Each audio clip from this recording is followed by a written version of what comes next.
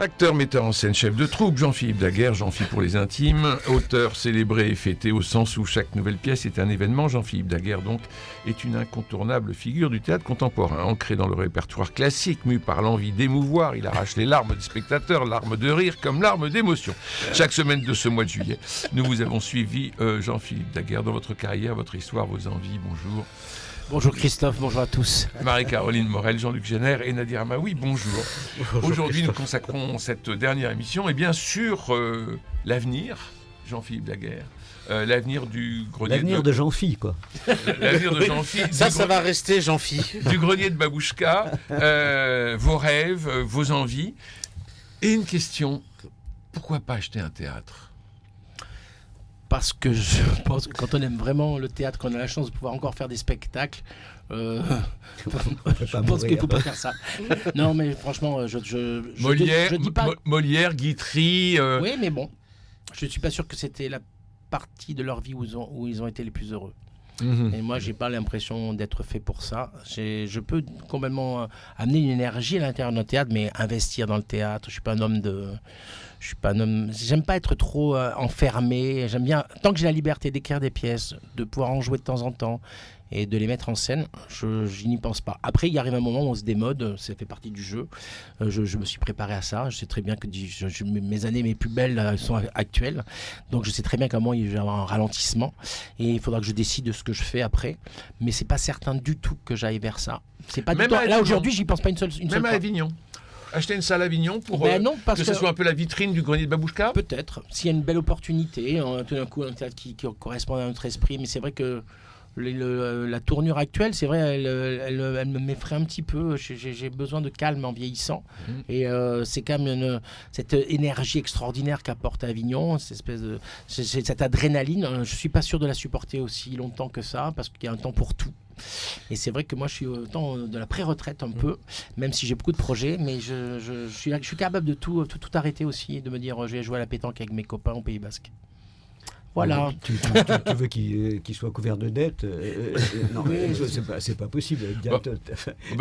J'en sais quelque chose. C'est d'une façon élégante de claquer de l'argent, d'avoir un théâtre, comme disait Eric Emmanuel Schmitt. Oui. Je pense que oui, j'ai l'impression, depuis le temps que je rencontre à chaque fois Jean-Philippe à chaque Avignon, on se croise moins à Paris, et que je vois ces spectacles, j'ai l'impression que oui, tu as vraiment besoin de liberté.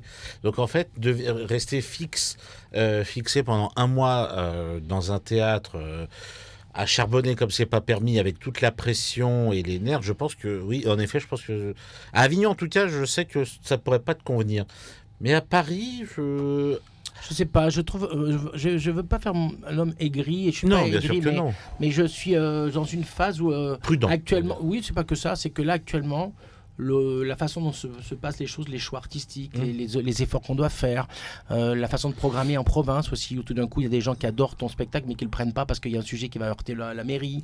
Il y a une espèce de truc. Je trouve qu'on est dans ce moment un politiquement correct qui est assez effrayant.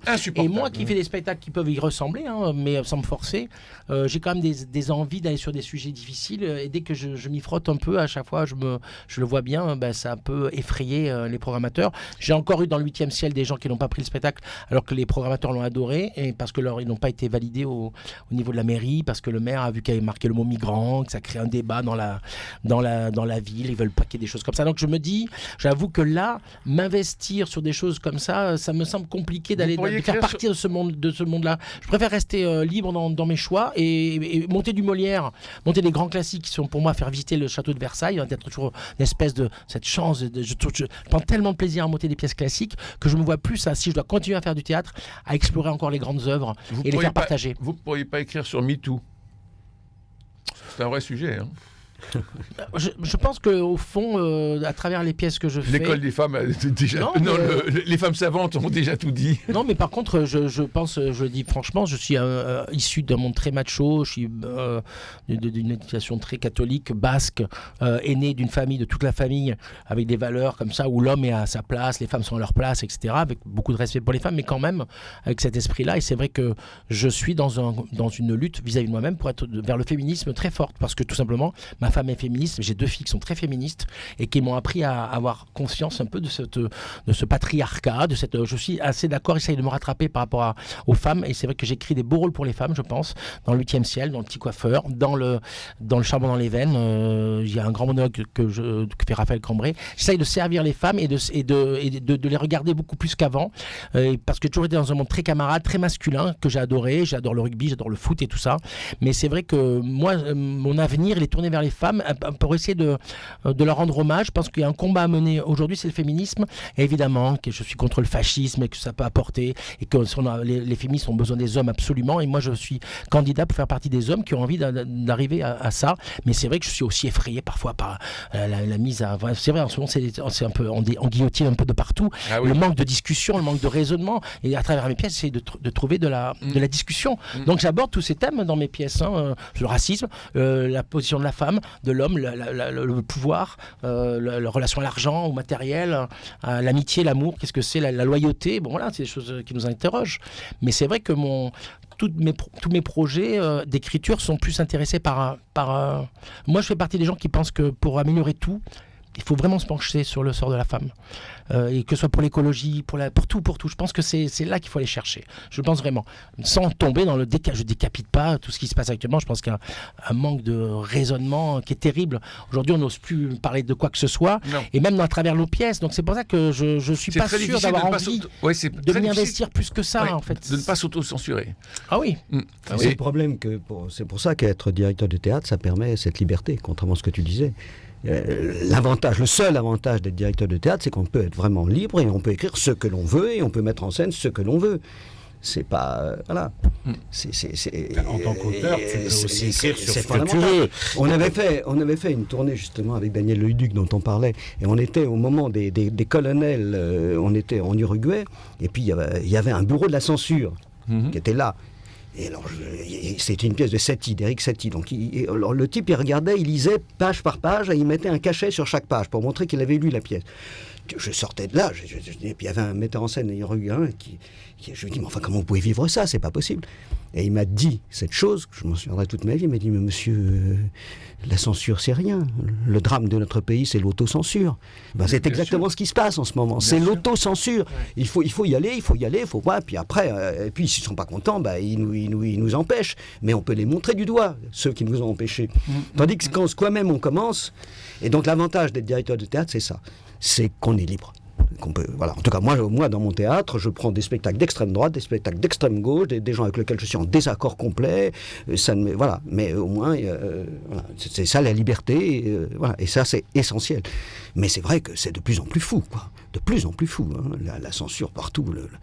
Non, ils ont peur, la tiédeur, la peur de tout. Même on l'a vu avec le Covid. Enfin, moi, on a joué tous les jours au théâtre du Nord-Ouest pendant le Covid. Oui, par rapport au Covid, moi j'ai tellement milité pour jouer avec le petit coiffeur. On a joué à chaque fois qu'il y avait un trou d'une semaine, on a joué.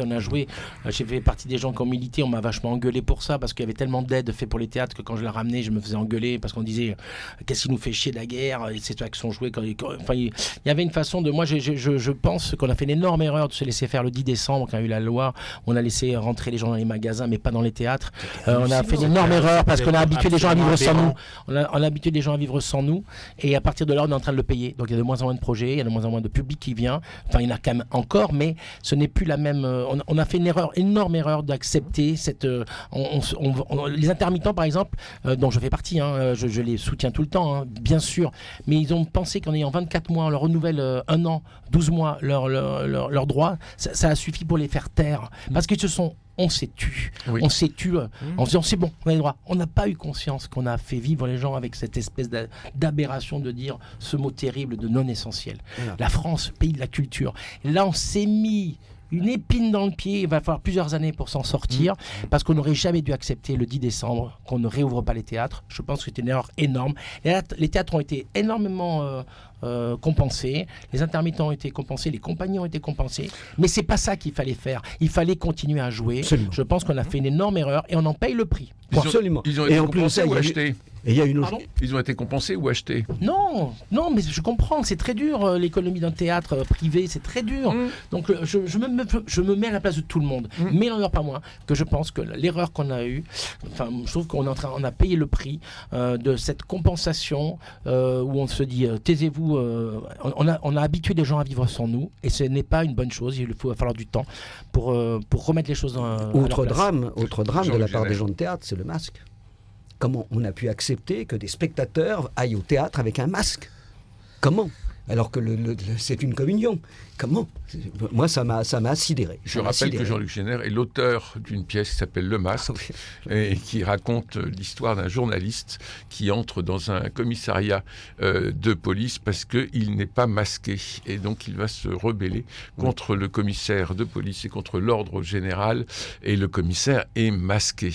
Et alors, je raconte la fin? Oui, si tu veux, oui, bien sûr. Et alors, ce qui est extraordinaire, c'est qu'il y a ce duo pendant 1h15, 1h30, et à un moment donné, à la fin, le commissaire enlève son masque. Et dans toute la salle fait « Oh !» Mais toute la salle est prise comme si c'était l'interdit.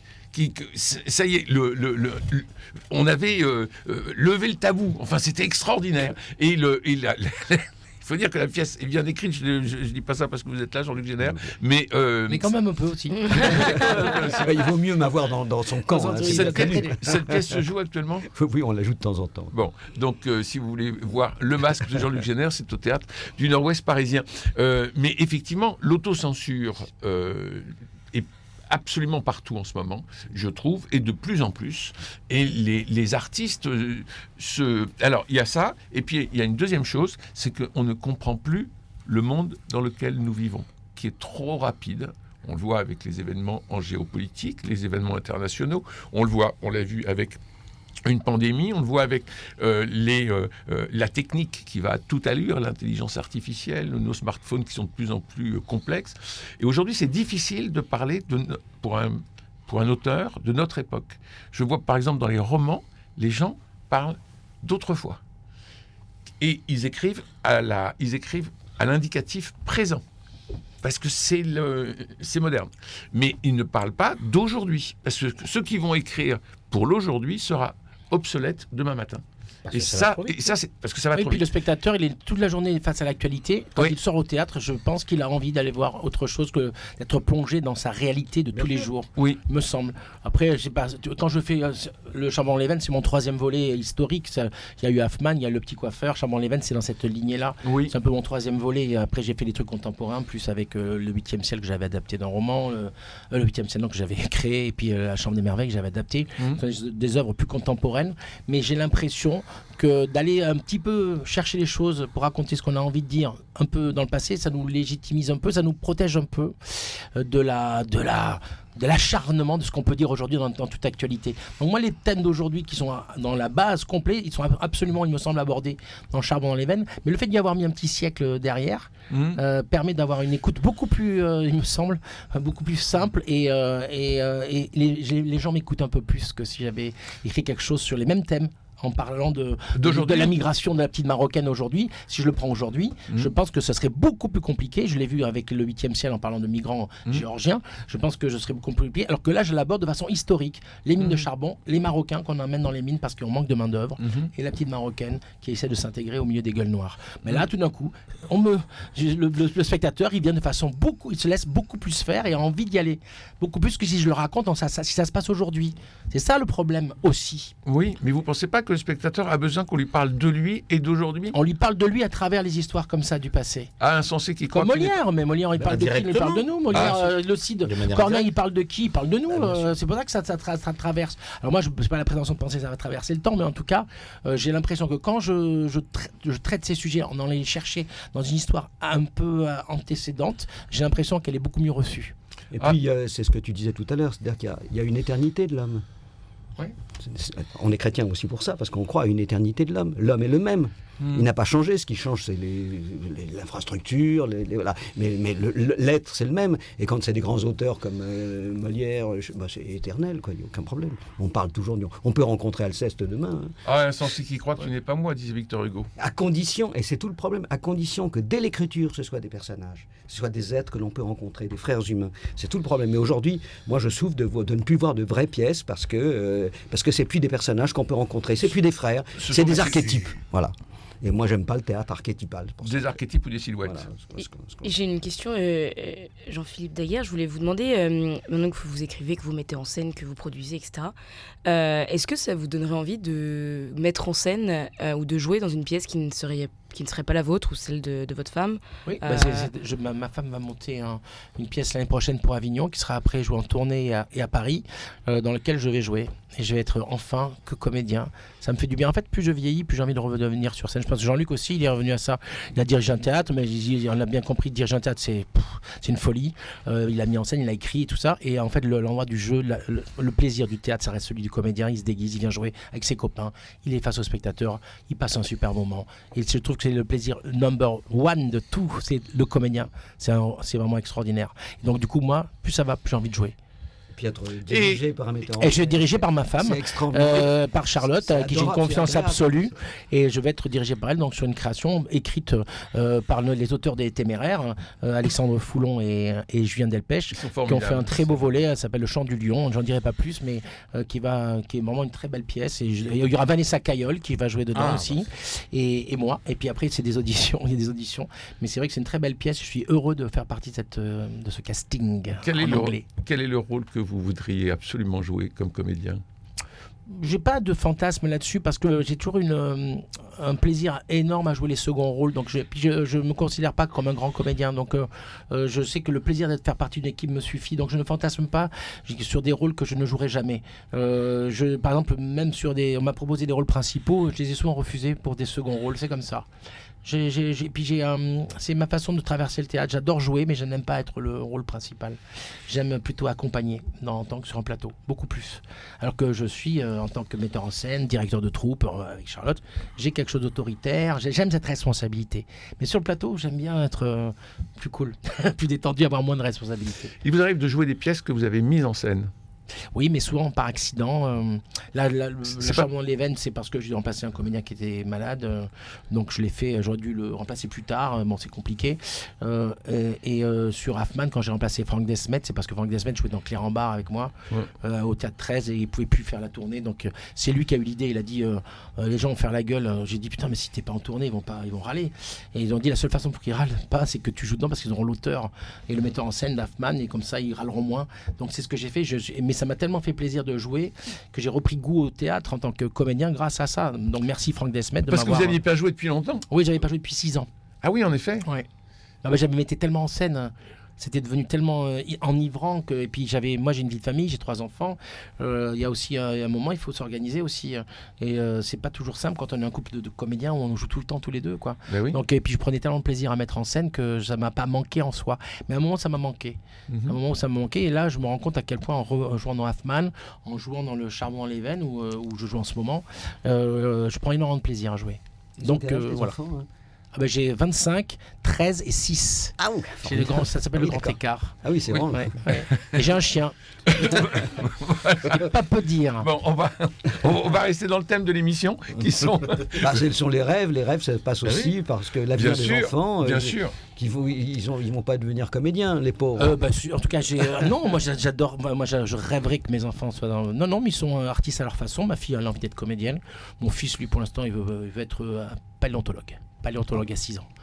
Donc lui, il adore les dinosaures pour l'instant, pas le théâtre. Bon. Donc s'il adore les dinosaures, il adore le théâtre. Non, justement, le théâtre n'est pas le lieu des dinosaures. Ah bon? Jean-Luc Génère. Je croyais, alors j'ai rien compris à cette émission. Parce que tu es un dinosaure, Jean-Luc. C'est dinosaure du théâtre. Nous parlions de l'avenir du Grenier de Babouchka, les classiques que vous allez monter. Alors j'en ai 2 là, j'ai donc au Festival de Grignan, j'ai la chance de pouvoir monter l'année prochaine le Barbier de Séville. Donc ça c'était je suis très heureux parce que déjà jouer là-bas c'est un endroit que je trouve magique, donc je suis très heureux de le faire. Et puis je monte aussi parce que je suis un fan au fond de l'auteur, à part Molière qui m'a le plus influencé parce que c'est celui que j'ai le plus lu et qui me ressemble peut-être le plus au fond. Attention, je veux pas être prétentieux, mais c'est Marcel Pagnol. Et je vais monter Marius de Marcel Pagnol au Théâtre du Ranelagh et à Avignon aussi. Et c'est vrai que je rêvais de monter un Pagnol parce que Pagnol, il y a quelque chose dans son humanité, chercher les choses chez les gens simples. Cette poésie des gens simples, c'est un peu ce que je cherche à travers mon théâtre. Et souvent on m'a dit, ça me fait un peu penser à l'univers de Pagnol, tes pièces. Alors moi, j'y ai pas pensé en soi. Je me prends pas pour le nouveau Pagnol, mais c'est vrai que j'ai lu tout Pagnol. Ouais. J'étais ma mère était fan de Pagnol et du moi coup je rêve au César. Et voilà, j'ai déjà Romain Lagarde qui va jouer César, celui qui joue le Zola dans Les Téméraires. Oui. Et j'ai Teddy Mélis qui va faire Panis. J'ai une très belle distribution. Enfin, vous verrez. Et ça, c'est au Ranelagh à la rentrée? Ça sera au Ranelagh, non, en septembre 2025. Ouais. Et d'abord, ce sera à Avignon, au Chien qui fume, juste avant. Et ça sera créé à Saint-Provence. Alors, si vous vous lancez dans Marius, j'imagine que derrière, il y aura Fanny et César. On verra. En fonction de... On verra. Mais parce que c'est assez gonflé de prendre une pièce d'une trilogie. Je voulais faire la trilogie, je voulais adapter les 3. Sans aller jusqu'au bout. Je voulais faire l'adaptation des 3, moi. Faire une grosse adaptation d'un gros spectacle. En une seule pièce. Oui. Et l'ayant droit de Marcel Pagnol, Nicolas, m'a gentiment dit qu'il avait déjà fait cette expérience sur 2-3 et que ça marche pas et qu'il veut plus que ce soit le cas. Donc je ne le ferai pas. Mais mon projet était de faire les 3. Mais je trouve que Marius est une très très belle pièce. Et en plus j'ai des idées dessus qui sont... elle me parle. Je suis très heureux. En tout cas, je rêvais de monter un Pagnol. Ma première mise en scène, c'était Paroles de Prévert. Et parce que Prévert, c'est vraiment le poète qui a guidé ma vie. J'ai vraiment... J'étais heureux de démarrer ma carrière avec Prévert en tant que metteur en scène. Je ne vais pas finir avec Marius, mais ça me semblait... je voulais absolument monter un Pagnol un jour, et puis là, je suis très heureux de le faire. Et dans les classiques, vous avez des projets? Oui, j'ai Victor Hugo, qui est un auteur que je trouve extraordinaire. Ah oui. Et j'ai jamais... alors, je vais aussi... ça va vous faire un peu étrange, ce que je vais dire, vous faire hérisser les poils ou pas, mais je vais adapter Les Misérables, le roman, de la même manière que j'ai fait Les Mousquetaires. Je vais l'adapter et le mettre en scène pour le Ranelagh en 2026. Mon Dieu. Et ouais, c'est un gros boulot, mais je m'y lance parce que le Ranelagh en avait envie, me l'a demandé, et que j'adore Victor Hugo. Voilà. Et moi, je rêve, mon rêve, c'est de monter Angelo. C'est Angelo que je bah oui, bien sûr, Angelo, ça, c'est mon rêve. Mais parce oui, que j'ai énormément cogité sur cette pièce. J'ai fait plusieurs stages dessus avec 58 comédiens. Mais actuellement, dans le théâtre privé auquel j'appartiens, où on est obligé de nourrir tout le monde, c'est extrêmement dur d'avoir... Déjà, il n'y a pas de programmation parisienne d'Angelo dans le théâtre privé à Paris s'il n'y a pas une grosse tête d'affiche. Ouais. Et c'est pas ma nature de monter des grands classiques avec des têtes d'affiche. Et donc, il ne peut avoir qu'une vie avignonnaise, un peu en tournée. Mais malheureusement, c'est pas facile. Donc, pour l'instant, je me le mets de côté. Mais c'est vrai que mon grand coup de foudre de pièces classiques que je rêve de monter, c'est Angelo Tyran de Padoue. Très bien. De Victor Hugo. Que l'on avait vu dans une mise en scène de Jean-Louis Barrault, vous vous souvenez, et qui avait été... c'est vraiment une très très belle pièce. Et il y a 2 rôles de femmes qui sont parmi les 2 plus extraordinaires rôles du répertoire. Oui. Et à la sortie de cette pièce, les 2 comédiennes ont été acclamées 20 minutes chacune. Parce que ce sont des rôles extraordinaires de rôles classiques de femmes parmi les plus beaux qui existent. Pour moi, la grande pièce de Hugo, c'est Ruy Blas. Je trouve que les autres sont un peu plus faibles. Relis Angelo, c'est waouh! Oui, on l'avait monté quand on a fait l'intégrale Hugo au Nord-Ouest. Moi, j'avais vu beaucoup de Victor Hugo, et c'est aussi, je disais, un hommage à Jean-Luc, c'est que mon acteur fétiche dans mes classiques, c'est Stéphane Dauche, que j'ai découvert sur Montserrat, au Théâtre du Nord-Ouest, il y a 20 ans. Et il fait partie des comédiens que j'ai découverts au Nord-Ouest. J'en ai quand même 7 ou 8 dans la compagnie. Et Stéphane, qui est mon leader de plateau, c'est quand même là-bas, chez Jean-Luc, que je l'ai rencontré. Formé par Jean-Luc Géner, qui non seulement est auteur, directeur de théâtre, critique de théâtre, mais aussi il forme les comédiens pour qu'ils puissent rayonner au grenier de Babouchka. Ça s'appelle le Grand Mercato. D'autres choses à ajouter à l'issue de ce feuilleton, Marie-Caroline Morel? Non, juste félicitations pour ces futures belles aventures. Merci beaucoup. Et on a hâte de découvrir. Nadir? Moi, je peux être encore et toujours admiratif de Jean-Philippe, puisque pour moi, c'est un auteur contemporain pour lequel j'ai un profond respect. La première fois que j'ai vu une œuvre de lui, il était seulement metteur en scène, c'était au Théâtre des Variétés, d'une pièce qui s'appelait Eureka, avec Charlotte. Et après, j'ai découvert l'auteur, J'ai découvert l'homme et je suis admiratif de ces deux personnes-là, donc je peux qu'être admiratif de cette pièce. Tu l'as lu, cette pièce ? Avignon, je l'ai lu et j'ai hâte de voir ce que ça qu'elle va est donner bonne ? sur scène. Moi, je l'ai trouvée bonne, mais je n'ai... Oui, mais je sais, je suis très gentil, je suis toujours trop gentil, moi. Et j'ai hâte de voir... C'est vrai que je l'adore. Et il me paye même pas pour ça. Et j'ai hâte de voir, hâte de voir ce qu'il va faire sur... Moi, j'ai deux autres pièces aussi que j'ai Marius. écrites aussi. Hein. On me parle de l'écriture. J'ai quand même une pièce qui s'appelle L'Injuste, qui devrait être rejouée à la Renaissance à la rentrée. Ah, ça c'est formidable, ça. Voilà, avec deux personnages, dont Jacques Weber. Et pour l'instant, le casting bouge sur le rôle féminin. C'est une pièce que j'ai coécrite avec Alexandre Amiel et deux autres auteurs. Enfin, c'est un travail assez passionnant. Je raconte pas l'histoire parce que on n'a pas le temps. Et puis juste une autre pièce aussi que m'a commandé le Théâtre Montparnasse, qui s'appelle La folle histoire de Daniel C, que je monte en janvier 2026 dans la grande salle. Une pièce que j'ai écrite. Je me suis régalé, en tout cas, sur le sujet. Il attend les dernières secondes de l'émission pour nous dire qu'il travaille et pour donner les dernières minutes et pour donner les choses essentielles. C'est le sens du scoop. Merci Jean-Philippe Daguerre, merci Marie-Caroline Morel, merci Nadir et Jean-Luc. Grand merci à Cédric Cobat pour la réalisation, François Dieudonné, Philippe Alpeuch, Camille Meyer et Faustine Clary pour la réussite technique de cet entretien. Je vous souhaite de très bonnes vacances puisque nous rentrons dans le mois d'août. Ceux qui sont encore à Avignon, il n'y a plus de théâtre en ce moment parce que c'est les Jeux Olympiques, c'est ça le plus important. On peut finir comme ça. Voilà. Prenez soin de vous et des autres, je vous embrasse.